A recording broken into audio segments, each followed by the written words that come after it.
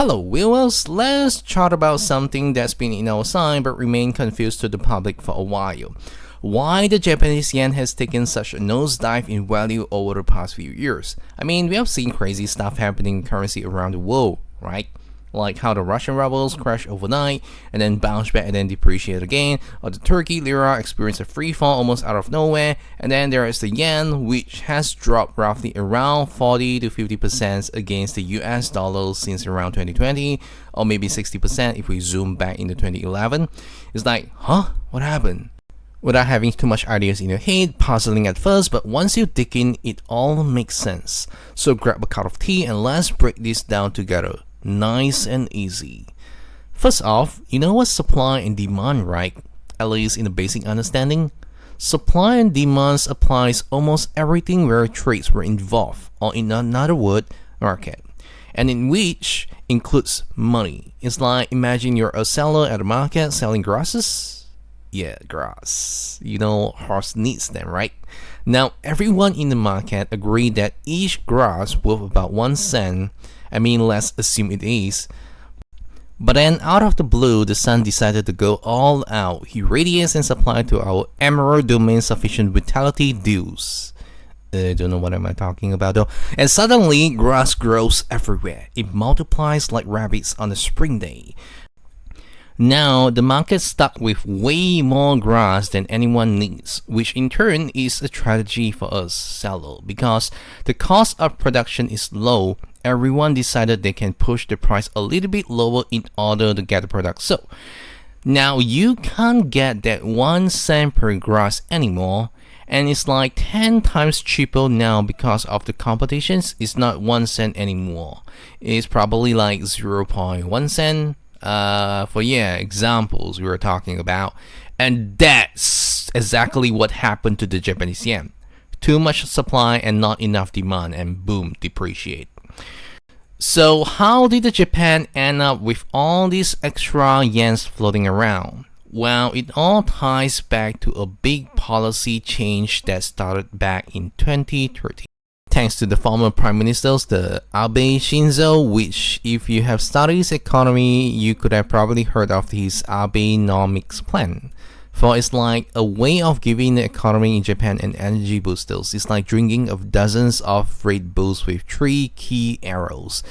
Pumping more money into the system, getting people spending and shaking up how things work. For the main idea is flood the market with yen to make the economy more energetic, so money keeps circulating and everything gets alive. Anyway, I want to put a small note here. Inflation isn't entirely bad at some point, but we will keep that on another day. So with this policy, the Ministry of Finance, MOF for short, and the Japanese government, the one who approved this policy, unlocked a unique skill for they can print more paper notes than they could in the past. And why? Their logic was about making the yen cheap so their exported goods could be competitive as well. At some point it's correct because they transformed raw materials they imported into something expensive they exported. Though it's just at some point is correct. Anyway, let's continue next. Now here is where it gets interesting, a little bit sneaky. With all the extra yen created out there, they had to go somewhere. I mean, what's the point of printing money if it's just sitting in a vault?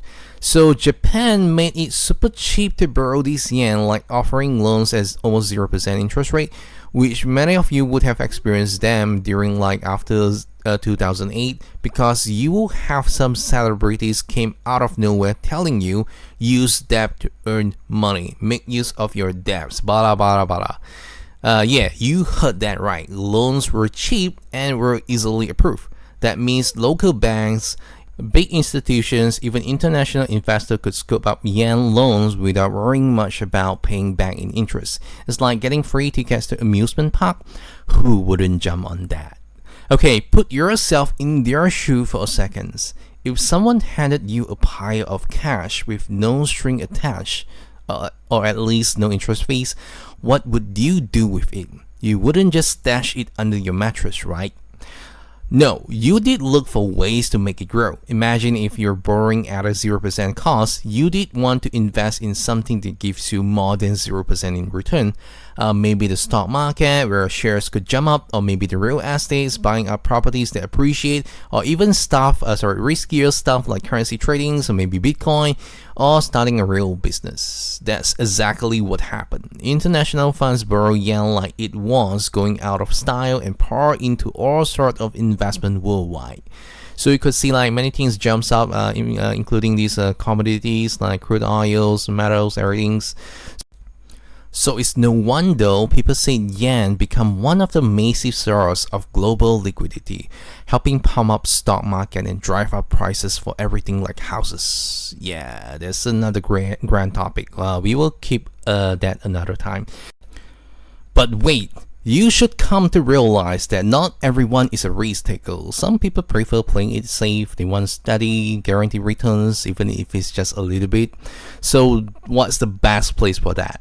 The US Federal Reserve, or the Fed, as we call it. Like around 2021, right after the big global shakeup with wars and pandemic, the Fed started hiking interest rate like never before, on a jump from about 1% to a 5.5% at its peak. Meanwhile, Japan kept their rates super low, basically in the negative territory most of the time, which we will simplify to 0% for this chart. And now, this part is where the carry trade is about.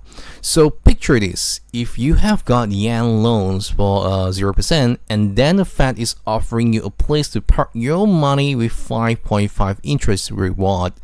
It's like the Fed is saying, hey, bring your cash here and we will pay you just keeping it safe.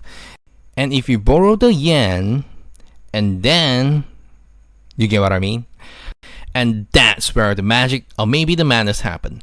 Investors around the globe borrow yen at the rock bottom rate, and then they swap it for the US dollar, and then deposited those dollars into the US banks or funds to earn that sweet 5.5% interest. It's almost like free money. They borrow cheap, they convert, and then they collect profit. As more and more people getting caught up and did the same thing, it created a snowball effect. The demand for the dollar shot up, while the yen got dumped left and right, and that's why the USD JPY exchange rate climbed from around $100 to over $160 in just a few years. For the yen just kept sliding because everyone was selling it off to chase those high returns, and this is what they call carry trade. I hope you learned something new today, guys. Thanks for watching and see you again soon.